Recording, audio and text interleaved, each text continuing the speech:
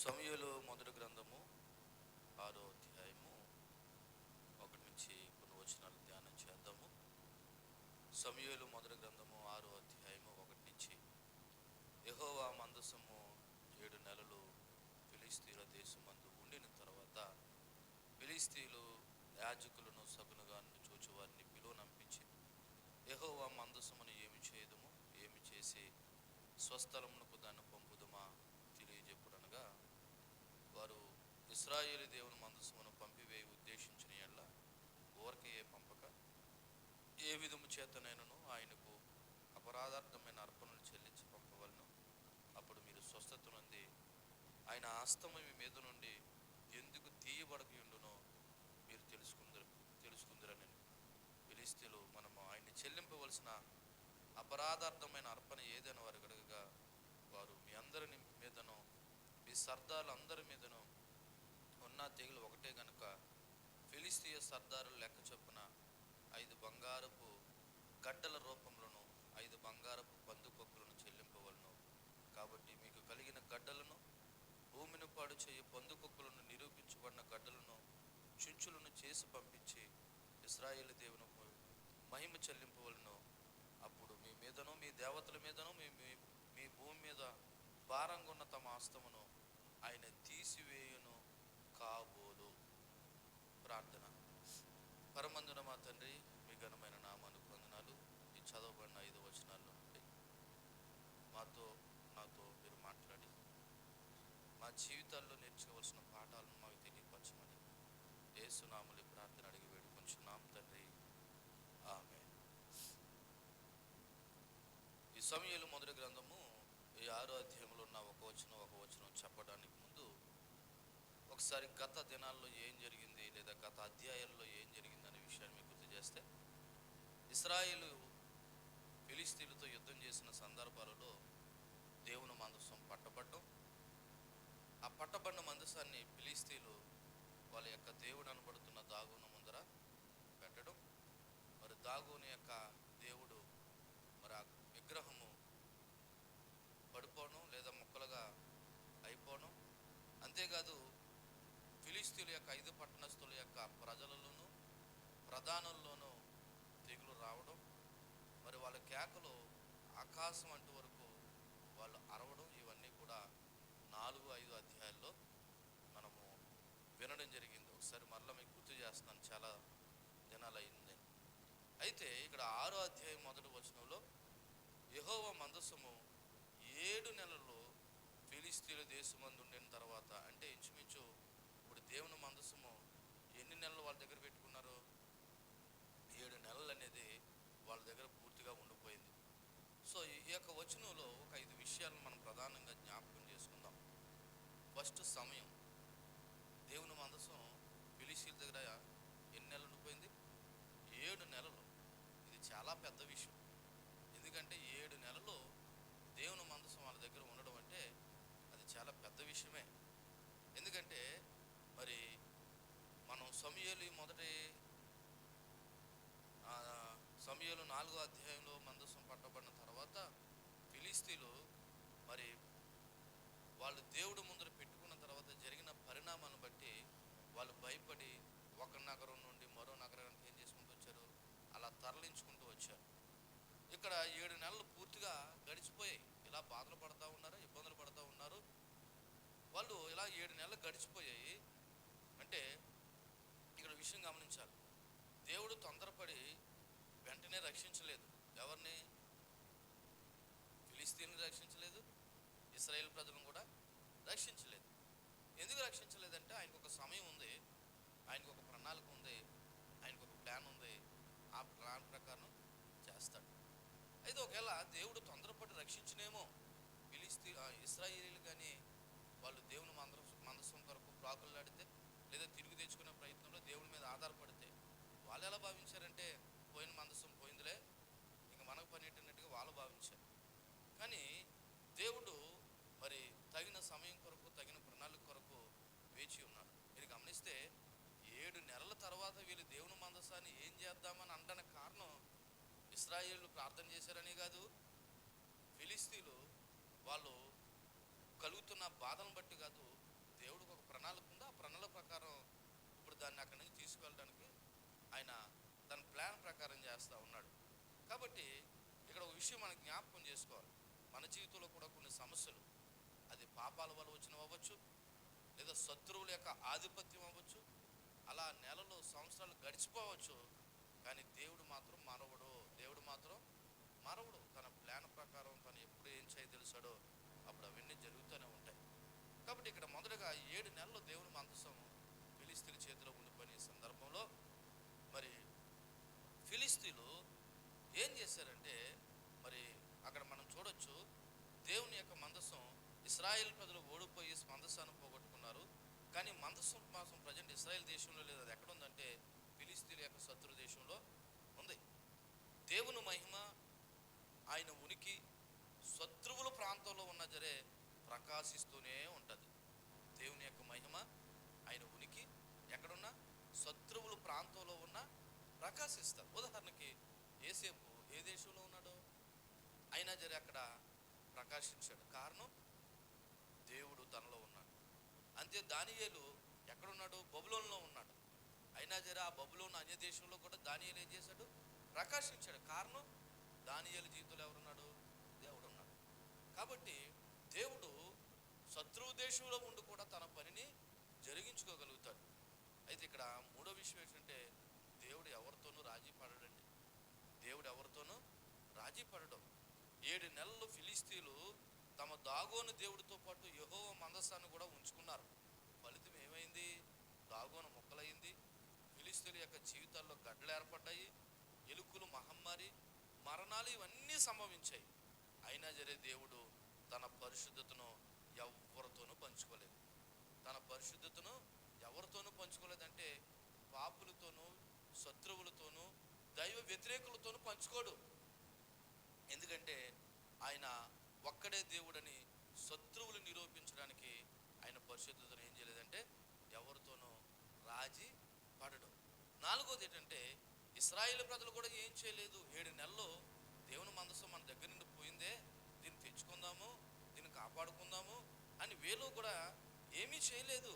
అంటే ఏ యుద్ధము చేయలేదు, ఏ ప్రార్థన కూడా చేయలేదు. కొన్నిసార్లు మన జీవితాల్లో కూడా ఇటువంటి పరిస్థితులు కనబడతా ఉన్నప్పుడు దేవునికి మొరపెడదాము, దేవుణ్ణి అడుక్కుందాము అని ఆలోచన చేయకుండా అలాగా ఏదోటి అవుతుందిలే అనుకునే వారు కూడా మనలో కూడా కనబడుతూ ఉంటారు.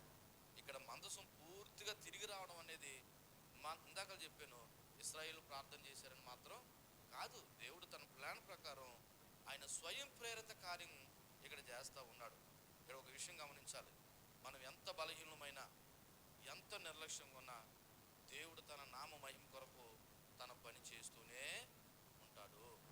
ఇకపోతే ఈ వచనంలో 5వ విషయం ఏంటంటే, దేవుడు పూర్తి ప్రణాళికతో మరి 20 సంవత్సరాలేమో దేవుని మందసం కిర్యతరీములో ఉన్నది. అది సమూయేలు మొదటి గ్రంథము, అదే మొదటి సమూయేలు 7వ అధ్యాయం 2వ వచనంలో చూస్తాం.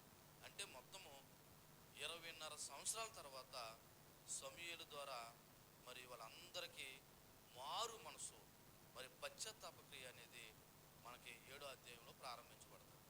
అంటే ఇంచుమించు వాళ్ళు దేవుని మందసాన్ని అలాగా 20 సంవత్సరాలన్నర ఏం చేశారంటే అలాగా వట్టిగా విడిచిపెట్టినట్టు కనపడుతుంది. ఇక్కడ మనం నేర్చుకోవాల్సిన విషయం ఏంటంటే, దేవుని యొక్క మందసం శత్రువుల దేశంలో ఉండిపోయినా అది ఎంతకాలమైనా దేవుడు ఎప్పుడు ఓడిపోడు. ఎందుకంటే దేవుడు ఎవరి మీద ఆధారపడేవాడు కాదు, మనమే దేవుని మీద ఆధారపడవలసిన వారము. ఆయన సమయంలో ఆయన మహిమ కోసం ఆయనే తిరిగి తెచ్చాడు. మనం చేయవలసిందల్లా దేవుని కార్యాల కొరకు ఎదురు చూడాలి. దేవుని కార్యాల కొరకు ఏం చేయాలా? ఎదురు చూడాలి. అంతేకాదు ఆయన్ని స్వీకరించడానికి కూడా సిద్ధంగా ఉండాలి. ఒకవేళ పొరపాటున మన పాపం వల్ల, మన అవివేకం వల్ల దేవుడు దూరం అయిపోయాడు అనుకో, ఇప్పుడు మళ్ళా దేవుణ్ణి తిరిగి తెచ్చుకోవడానికి మనం ఏం చేయాలా? సిద్ధంగా ఉండాలా. ఒకవేళ దేవుణ్ణి నమ్ముకున్న కార్యాలు ఆలస్యమైందనుకో, ఎదురు చూడడానికి కూడా ఎలా ఉండాలా? సిద్ధంగా ఉండాలి. కాబట్టి ఈ వచనంలో మనం నేర్చుకోవాల్సిన విషయం ఏంటంటే, దేవుని మహిమ కోసం ఆయన ఏమైనా చేస్తాడో. ఒకవేళ నమ్మిన వారైతే ఆలస్యమైనా జరే నిరీక్షణతో ఉండాలా. ఒకవేళ పాపం చేసి దేవునికి దూరం అయిపోతే మరలా దేవుణ్ణి స్వీకరించడానికి మనం సిద్ధంగా ఉండాలనేది 1వ వచనం జ్ఞాపకం చేస్తుంది. ఇప్పుడు ఇప్పుడు 2వ వచనం చూస్తే, ఫిలిస్తీయులు యాజకులను శకునము చూచువారిని పిలువనంపించి, యెహోవా మందసమును ఏమి చేయుదము, ఏమి చేసి స్వస్థలమునకు దాన్ని పంపుదము తెలియజెప్పుడనగా. ఇప్పుడు ఈ ఫిలిస్తీ సర్దార్లు ఎవరిని పిలిచారంట?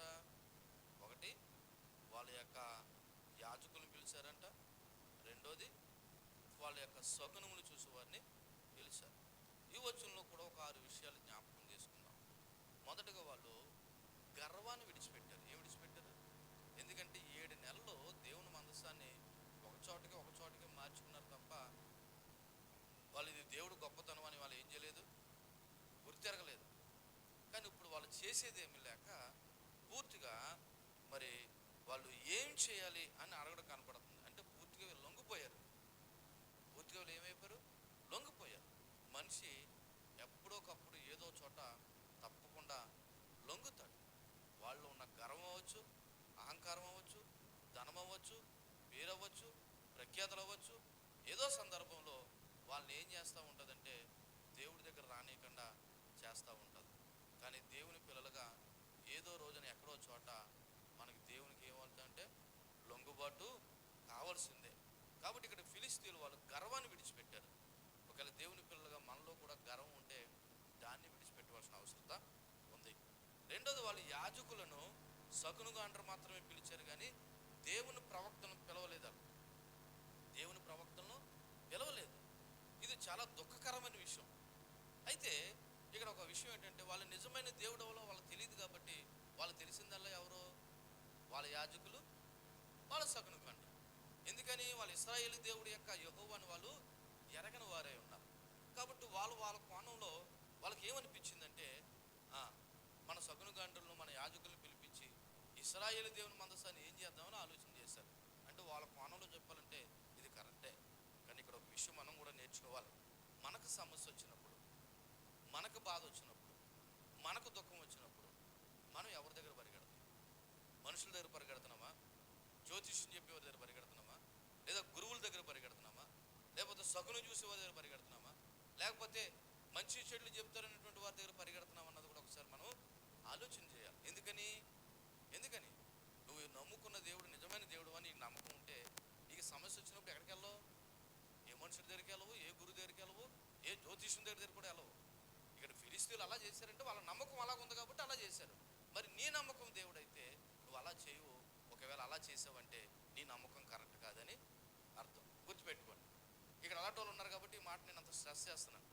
ఎందుకంటే ఏదైనా ఒక సమస్య వస్తే పరిగెట్టే వాళ్ళ దగ్గర ఉన్నారు, చూపించుకునే వాళ్ళు ఉన్నారు, లేకపోతే చెప్పించుకునే వాళ్ళు ఉన్నారు. ఒకవేళ మీరు అలాగుంటే, ఒకవేళ నాకు తెలియకపోవచ్చేమో కానీ మీ విశ్వాస జీవితాలు దేవుడికి మాత్రం తెలుసు. కాబట్టి ఈ విషయంలో కూడా నీ యొక్క పందా ఎలాగుంది, నీ ఆలోచన ఎలాగున్నదని ఆలోచన చేయాలి. ఈ యొక్క ఫిలిస్తీయులు ఆ వచ్చిన యాజకులని లేదా శకునుగానుల్ని 2 ప్రశ్నలు అడిగారు. మొట్టమొదటి ప్రశ్న ఏంటంటే, ఇశ్రాయేలు దేవుని మందసాన్ని మనం ఏం చేద్దాం? అది మొదటి ప్రశ్న. ఒక రకంగా లొంగిపోయిన శత్రువు అడిగినటువంటి ప్రశ్న. రెండోది ఏంటంటే, దాని స్థలానికి ఎట్లా పంపాలి? అంటే వారు ఈ మందసాన్ని తమ దగ్గర ఉంచుకోవాలని అనుకోలేదు. దాని స్థలం అంటే ఇజ్రాయేలు దేశానికి మందసాన్ని ఎలా మళ్ళా తిరిగి పంపేయాలని వాళ్ళు 2 ప్రశ్నలు అడిగారు. అయితే ఇక్కడ కూడా మనం ఒక మాట అడిగితే బాగుంటుంది.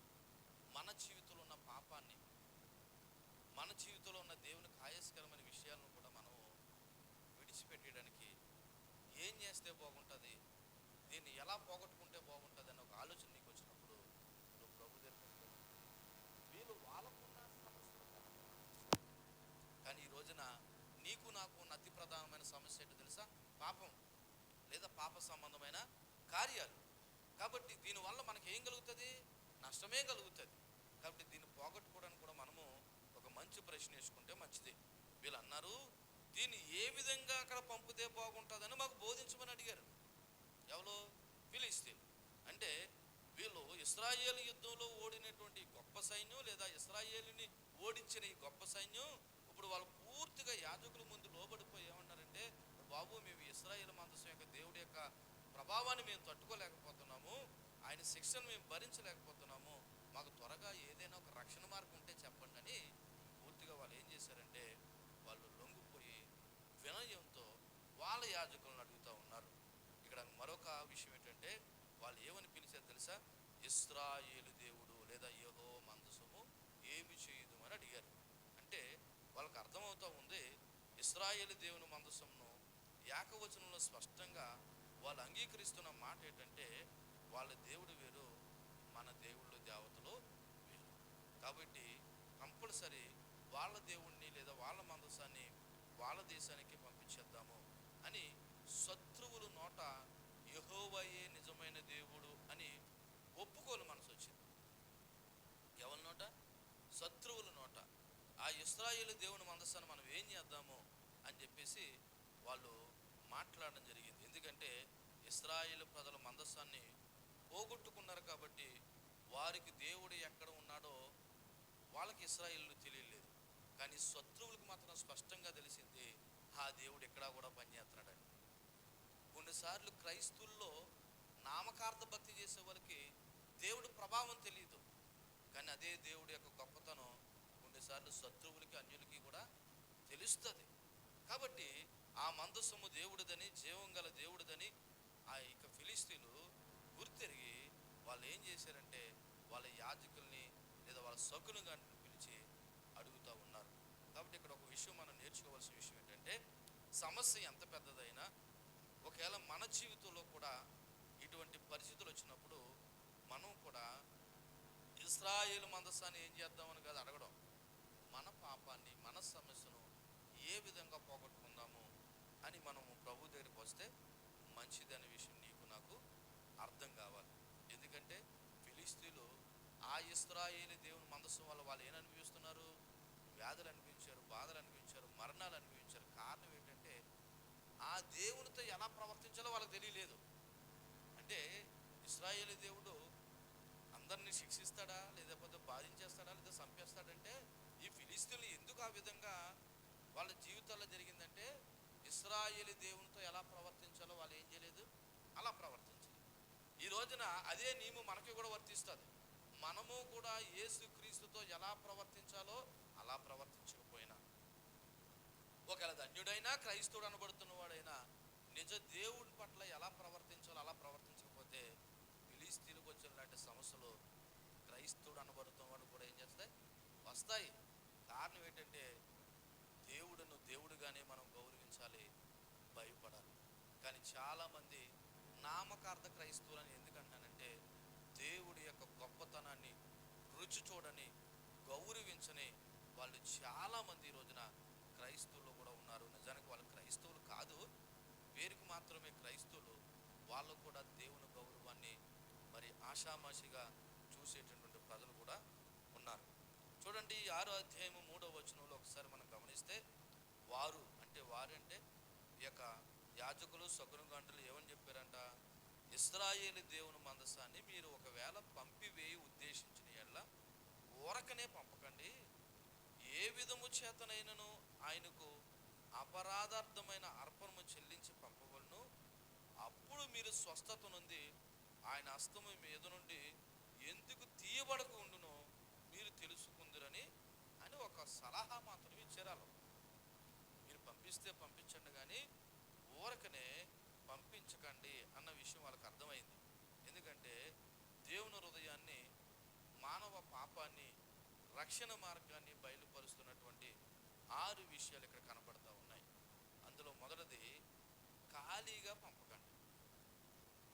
దేవుణ్ణి ఎప్పుడూ కూడా ఖాళీ చేతులతో రాకూడదు లేదా ఖాళీగా పంపించకండదని ఫిలిస్తీన్లు మందసాన్ని తిరిగిస్తే చాలు అనుకోలేదు.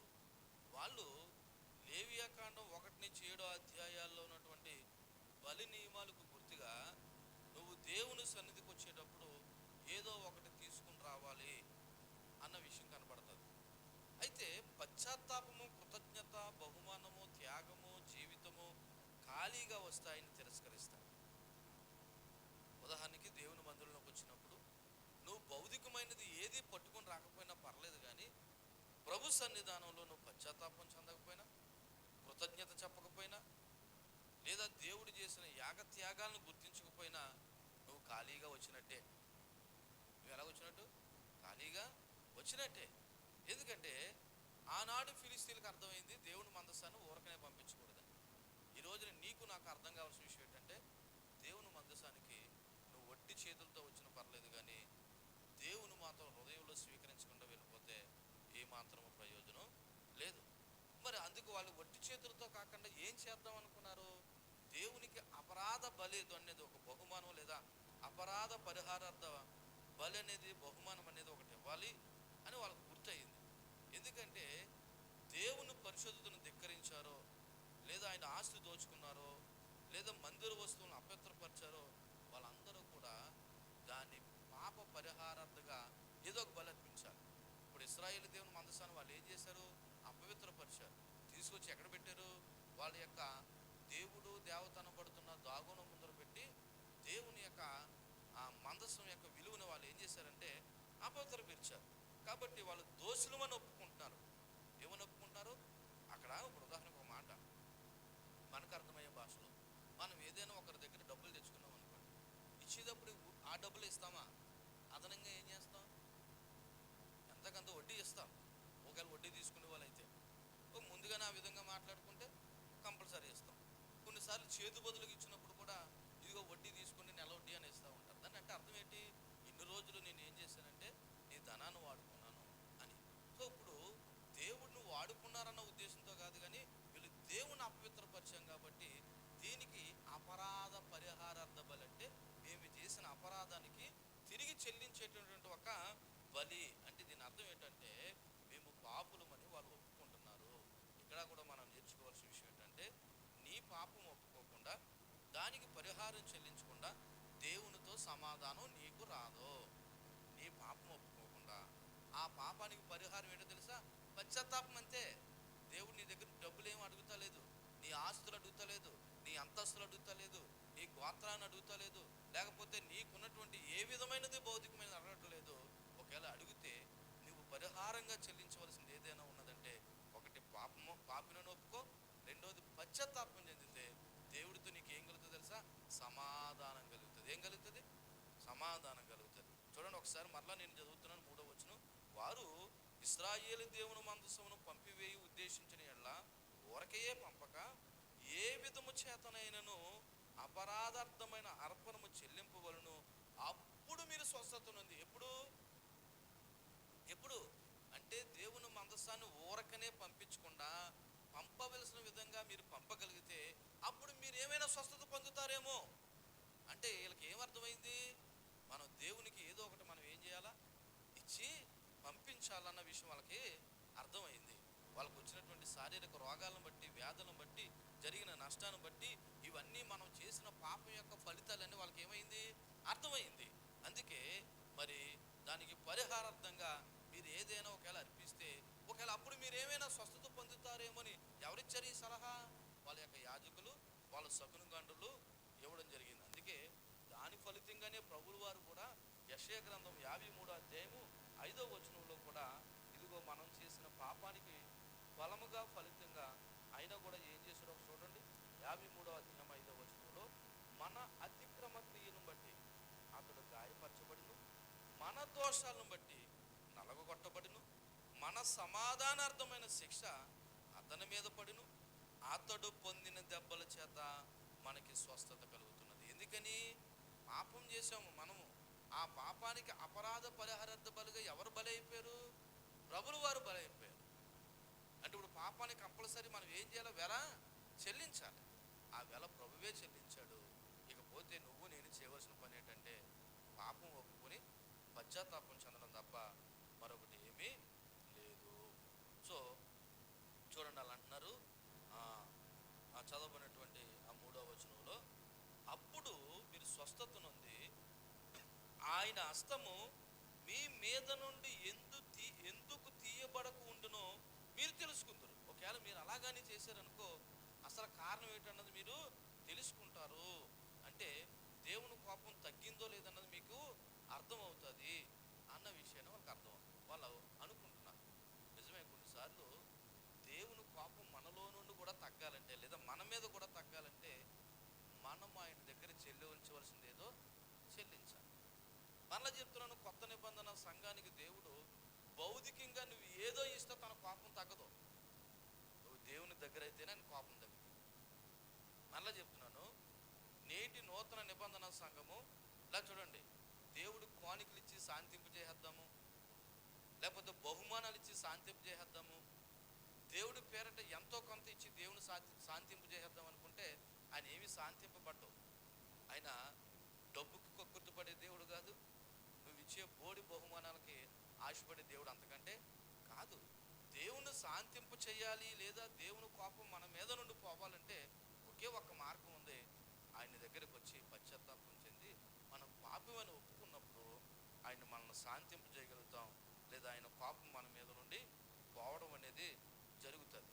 ఒకవేళ ఇంతకే జరుగుతున్నా, మనం ఎన్ని బాధలు అనుభవిస్తున్నా, ఎన్ని శిక్షలు అనుభవిస్తున్నా, అసలు నీ ప్రాబ్లం ఏంటో, నీ సమస్య ఏంటో నువ్వు గుర్తించకపోతే నువ్వు ఇంకా అంధకారంలోనే ఉన్నావు, ఇంకా నువ్వు ప్రభు దగ్గర క్షమాపణ పొందుకోకుండానే ఉన్నావు.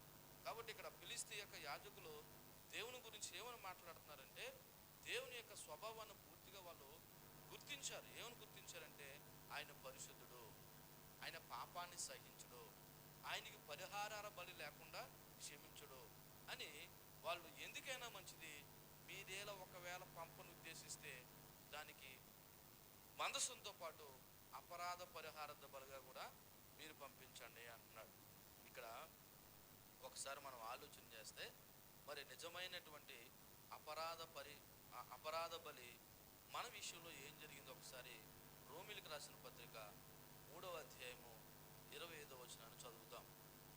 రోమిలికి రాసినటువంటి పత్రిక లేదా రోమ పత్రిక 3వ అధ్యాయము 25వ వచనం.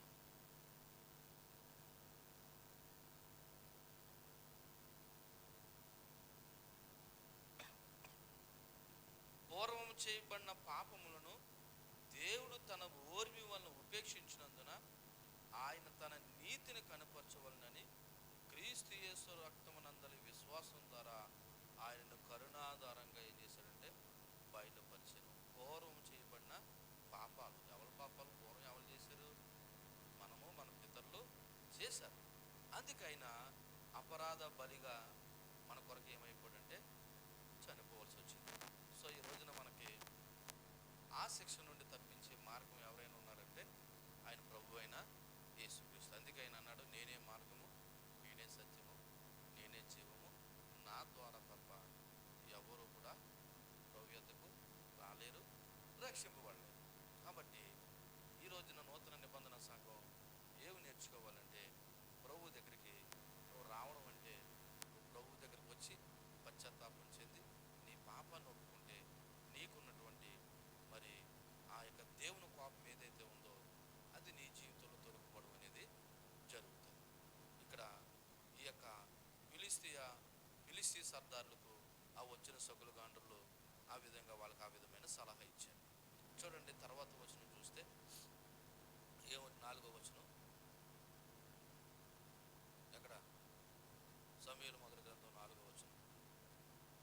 ఫిలిష్తీయులు మనము ఆయనకు చెల్లింపవలసిన అపరాధార్థమైన అర్పణ ఏదని వారు అడగగా, వారు మీ అందరి మీదను మీ సర్దాలందరి మీదను ఉన్న తెగులు ఒక్కటే గనుక ఫిలిష్తీయ సర్దారు లెక్క చొప్పున 5 బంగారపు గడ్డల రూపములను 5 బంగారపు పందుకొక్కులను చెల్లింపవలనని వాళ్ళు ఒక సలహా ఇవ్వడం అనేది జరిగింది. ఈ వచనంలో ఒక ఆధ్యాత్మికమైన సూత్రం ఒకటి బయలుపరచబడుతుంది. అదేంటంటే, ఫిలిష్తీ యాజకులు చెప్పినటువంటి మాటల్లో 7 గొప్ప విషయాలు నేర్చుకుందాం.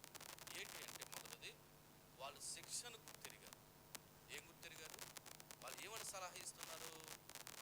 మనము ఆయనకి చెల్లింపవలసిన అపరాధార్థమైన బలి అర్పణ ఏదనగా, మీ అందరి మీదను మీ సర్దార్లు అందరి మీదను తెగులు ఒక్కటే కాబట్టి, మీరు 5 సర్దార్లు ఉన్నారు కాబట్టి 5 చొప్పుకి 5 ఏం చేయమన్నాడు? బంగారపు గడ్డల రూపాన్ని 5 బంగారపు పందికొక్కులు ఏం చేయండి అంటే, వాళ్ళు ఏం గుర్తిరిగారంటే, మొదటగా వాళ్ళ మీదకి వచ్చినటువంటి శిక్షలను గుర్తిరిగారు. ఒకటి, వాళ్ళకి ఏమొచ్చాయి? రహస్య స్థలాలలో గడ్డలు వచ్చాయి. అంతేకాదు, ఎలుకల వలన పందికొక్కుల వలన వాళ్ళ పంటలు కూడా ఏమయ్యంట?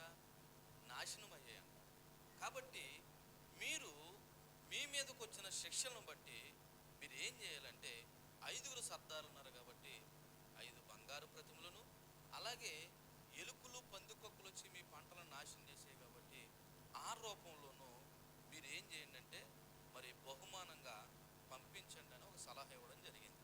ఇక్కడ గమనించవలసిన విషయం ఏంటంటే, నీ పాపము ఏ రూపంలో నీ జీవితాన్ని నాశనం చేస్తుందో దానికి పరిహారం చెల్లించాలి. ఉదాహరణకి మనలో ఏదైనా, అందరి జీవితంలో ఉన్నది మానవ పాపం ఒకటి మన మీద ఏర్పాటు చేస్తుంది.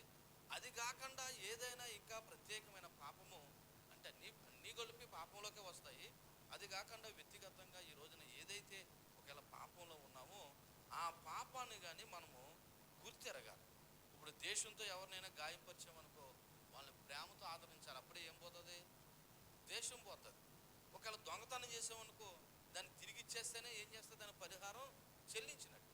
ఇప్పుడు వాళ్ళు పాపం చేశారు, వాళ్ళ రోగాలతో బాధపడుతున్నారు, వాళ్ళు మరణించారు, వాళ్ళ పంట నాశనం అయింది కాబట్టి ఇప్పుడు వాళ్ళు ఏమి నేర్చుకున్నారంటే వాళ్ళ యొక్క మరి శిక్షను గుర్తెరిగి దానికి పరిహారం చెల్లించాలని నేర్చుకున్నారు. ముందు ఏం గుర్తెరిగారు?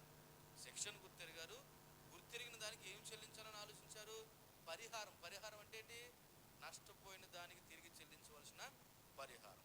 రెండోది, ఆ పరిహారము 5 బంగారు కమ్ములు, 5 బంగారు ఎలుకలు. 5 బంగార కమ్ములు, 5 బంగార ఎలుకలు. ఎందుకంటే వీళ్ళు 5 సర్దారులు ఉన్నారని చెప్పాను. వీళ్ళు ఫిలిస్తీన్లు 5 ప్రధానమైన పట్టణాలు. ఒకటి అషడోదు, గాజా, అష్కోలోను, గాతు, ఎక్రోను. ఈ 5 కూడా ఫిలిస్తీ పట్టణాలు కాబట్టి వీళ్ళందరి మీదకి వచ్చిన వ్యాధి ఒకటే కాబట్టి మరి గమనించండి, ఇక్కడ నాయకులు పాపం చేస్తే ప్రజలు కూడా ఏమైపోవాల్సి వచ్చిందంటే నష్టపోవాల్సి వచ్చింది. చూడండి, ఇందుకే ఇటువంటి నిర్ణయాలు ఎవరు తీసుకున్నారు? నాయకులు తీసుకున్నారా, ప్రజలు తీసుకున్నారా? ఒకవేళ ఇంట్లో నువ్వు నాయకుడు అయితే నువ్వు తీసుకునే నిర్ణయాలకు ప్రభావం నీ పిల్లలు అనుభవించాల్సి వస్తుంది. ఒకవేళ ఈ ఊరిలో నాయకుడు తీసుకున్న నిర్ణయాలు ఒకవేళ తప్పు అయితే ఈ ఊరు ప్రజలు అనుభవించాల్సి వస్తారు. ఒకవేళ ఈ దేశానికి నాయకుడైన వాడు తీసుకునే నిర్ణయాలు తప్పు అయితే దేశ ప్రజలు ఏం చేయాల్సి వస్తుంది? అనుభవించవలసి వస్తుంది. అది మంచి అయితే పర్లేదు, కానీ చెడైతే మాత్రం తగిన మూల్యం చెల్లించుకోవాలి. అందుకే నాయకులు అనేవాళ్ళు చాలా జాగ్రత్తగా వ్యవహరించవలసిన అవసరత ఉంది. ఎందుకంటే వాళ్ళు తీసుకునే నిర్ణయాలు వెనకాల మీద ఏం చూపిస్తున్నాయి? ప్రభావం చూపిస్తున్నాయి. కాబట్టి ఇప్పుడు నాయకులు పశ్చాత్తాపడకపోతే ప్రజలకు ఏం లేదంటే స్వస్థత లేదు. నాయకులు పశ్చాత్తాపడకపోతే, తగిన పరిహారం చెల్లించకపోతే ఇప్పుడు ప్రజలకు ఏం లేదు. ఇప్పుడు మనలో మనమాట ఈ స్త్రీ సర్దార్లు 5 పాపలకి వాళ్ళతో పాటు వాళ్ళ పట్టణాల్లో ఉన్న ప్రజలు కూడా ఏమైపోతున్నారు? బాధపడిపోతున్నారు. కాబట్టి ఇప్పుడు కంపల్సరీ ఏదో ఒక పరిహారం చెల్లించకపోతే ఈ శిక్ష మన మీద నుండి పోయేలా లేదని వాళ్ళు భావించారు. అలాగే ఈ రోజున మన ఇంట్లో కానీ, మన ఒంట్లో కానీ, మన కుటుంబాల్లో కానీ ఇటువంటి సమస్యలు మనం గుర్తిరిగి దానికి పరిహారం చెల్లించకపోతే శిక్ష అనేది ఏమిటి? బాధని విషయం మనం గమనించాలి. కాబట్టి వాళ్ళు ఏం చేశారంటే మరి ఒక మనిషి శరీరంలో వచ్చిన గాయాన్ని, గడ్డను బంగారంతో చేసిన దేవునికి సమర్పించడం వాళ్ళు మరి ఏమనుకున్నారంటే ఒక పరిహారం కింద భావించారు వాళ్ళ కోణంలో. కానీ ఈ రోజున మరలా చెప్తున్నాను, మనం చేసిన పాపానికి పరిహారంగా నువ్వు ఏదో వస్తువు తీసుకుని ఉండీలో వేస్తే, డబ్బాలో వేస్తే, కల్లా పెట్టలేస్తే అని ఏమీ స్వీకరించడం. ఎందుకో తెలుసా? దేవుని దృష్టిలో అది ఒక వికారం కింద కనపడుతుంది. అసలు సిసలైనటువంటి మరి పాపానికి నిజమైన పరిహారం ఏంటో తెలుసా? 51వ కీర్తన 3వ వచనంలో దావీదు చెప్పినట్లు, అయ్యా నా అతిక్రమములు నాకు తెలిసే ఉన్నవి, నా పాపం ఎల్లప్పుడూ నా ఎదుట ఉన్నది, కేవలము నేను నీకే విరోధంగా పాపం చేసి ఉన్నాను, నీ దృష్టి ఎదుట నేను చెడుతనం చేసి ఉన్నాను. కావున ఆజ్ఞ ఇచ్చినప్పుడు నువ్వు నీతిమంతుడిగా అగుపడదువు, తీర్పు తీర్చినప్పుడు నిర్మలుగా అగుపడదువు. నేను పాపంలోనూ పుట్టినవాను, పాపంలోనే నా తల్లి నన్ను గర్భం ధరించింది. కాబట్టి ఇప్పుడు ఏమంటాడు తెలుసా? 2వ వచనం, నా దోషం పోవునట్లు నన్ను బాగుగా కడుగుము, నా పాపం పోవునట్లు నన్ను పవిత్రపరచుము. ఇది అసలు సిసలైన నిజమైన పశ్చాత్తాపం. అంతేనంటారా? లేదా మనం చేసిన పాపానికి 10,000 రూపాయలు గల్లా పెట్టేస్తే పాపం పోతుంది అంటారా? అలా పోయేలాగా ఉంటే ఈ రోజున కోటీశ్వర్లే పాపాలు పోగొట్టుకుంటారు. పేదలు ఎప్పుడు కూడా ఎలా ఉండిపోతారు? పాపులుగానే ఉండిపోతారు. ఇక వాళ్ళ ఎలుకలు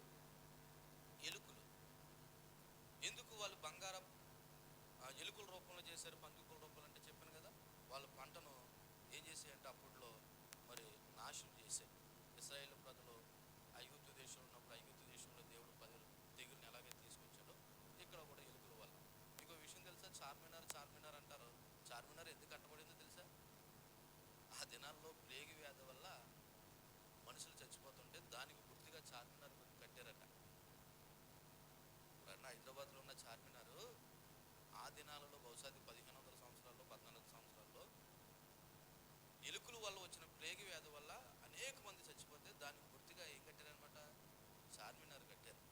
కాబట్టి ఈ రోజున మన జీవితంలో వచ్చే కొన్ని వ్యాధులైనా, నష్టాలైనా, ప్రకృతి వైపరీత్యాలైనా అవి కేవలం కొన్నిసార్లు యాదృచ్ఛికం కాకపోవచ్చు, దాని వెనకాల ఏదో ఒక కారణం ఉంటుంది.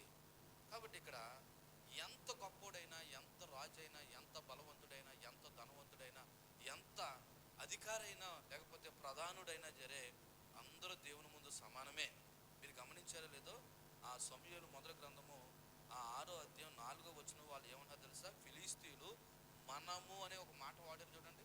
మనం అంటే అందులో ఎవరున్నారు? ఫిలిస్తీన్లు ఉన్నారు, ఫిలిస్తీన్ సర్దార్లు ఉన్నారు, యాజకులు ఉన్నారు, శకునగాండ్రులు ఉన్నారు, ప్రజలందరూ ఉన్నారు. అంటే ఇప్పుడు దేవుని ముందు అందరూ కూడా ఏం ఒప్పుకోవాలి? పాపం ఒప్పుకోవలసిందే. అందరూ కూడా పాపము ఒప్పుకోవలసిందే. అంతేకాదు శిక్ష ఎవరికి మినహాయింపు కూడా లేదు. ఈయన ఫిలిస్తీన్ సర్దారుడు, లేకపోతే ఈయన ప్రధానమంత్రి, ఈయన ముఖ్యమంత్రి, లేకపోతే ఈయన ధనవంతుడు, ఈయన గొప్పోడు అని ఏమీ కూడా శిక్షకు మినహాయింపు లేదు. ఎంత ఘోర పాపైనా సరే దేవుడి దగ్గరికి వచ్చి ఏం చేయాలి? ఒప్పుకోవాలి. ఎందుకంటే రోమిలికి రాసిన పత్రికలో చెప్పబడినట్టు 3:23 ప్రకారం అందరూ పాపం చేసి దేవుని అనుగ్రహించి మహిమను పొందలేకున్నారు. అందులో గొప్పలు ఉన్నారు, ధనవంతులు ఉన్నారు, రాజులు ఉన్నారు, అధికారులు ఉన్నారు, నాయకులు ఉన్నారు, సామాన్య ప్రజలు కూడా ఉన్నారు. ఇకపోతే ఇక్కడ బంగారు ప్రతిరూపాలు యేసును సూచిస్తున్నాయి. ఎందుకంటే యేసు మన రోగాలను, శాపాలను తన శరీరంలో భరించాడు. పాపం వల్ల వచ్చిన నాశనాన్ని ఆయనే భరించాడు. ఫిలిస్తీన్లు బంగారంతో చేసిన ప్రతిరూపాలు తాత్కాలికమైతే దేవుడు తన కుమారుని శరీరంలో మన పాపాన్ని, మన శాపాన్ని పూర్తిగా భరించి శాశ్వత పరిహారము మనందరికీ ఇచ్చాడు. వాళ్ళు పరిహారంగా ఏమర్పించారు ఫిలిస్తీన్లు?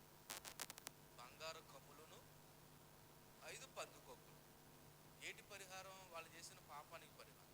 మరి తండ్రి అయిన దేవుడు మనం చేసిన పాప పరిహారానికి ఎవరిని అర్పించాడు? తన కుమారుడైనటువంటి ప్రభువుని ఏం చేశాడంటే అర్పించాడు. ఓకేనా? సో ఈ వచనంలో దేవుడు మనల్ని అడుగుతున్న ప్రశ్న ఏంటంటే, నీ జీవితంలో ఏదైనా ఒక రోగం, బాధం, నష్టం అది ఎందువల్ల వచ్చిందో గుర్తెరిగావా? ఏ పాపం వల్ల వచ్చిందో గుర్తెరిగావా? ఈ సమస్య, ఈ బాధలో ఎందుకు వచ్చాయో గుర్తెరిగావా? ఒకవేళ గుర్తెరగకపోతే